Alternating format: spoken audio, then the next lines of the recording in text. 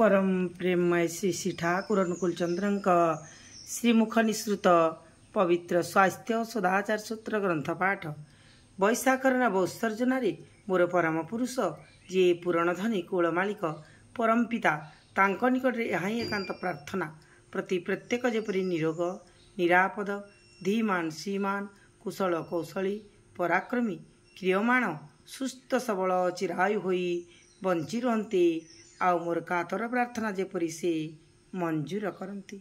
स्वास्थ्य सदाचार सूत्र अम धातु माने ही हेउची रोग।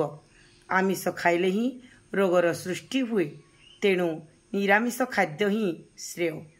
तेणु निरामिष खाद्य ही तुमर आहार्य हेउ, तुम मानकर जीवन शक्ति समृद्ध होई उठू। सुष्ठु सुंदीपनारे नियमित निरामिष आहार्य तुम मानकर शरीर स्वस्ति लाभ करू।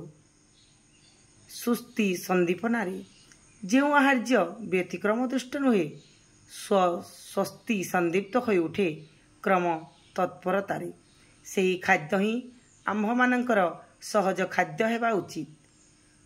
रोग जीवन जहिरे खिन्न हो उठे शुभ सुंदर रे स्वस्ति लाभ करी तृप्त हो उठे आउ से तृप्ति ही तुमर दीप्ति आणु। आउ दीप्ति आणु प्रति परिचर्या जीवनीय शक्ति को उच्छ्वाल करी तोली बहुकाल शिष्ट संदीपनी तृपणी तात्पर्य तुम्भे माने उच्छ्वल हो उठ। आयुष्मान तुम्भ मानकर समृद्ध हो उठू। वाणी संख्या 95। जय गुरु जय गुरु।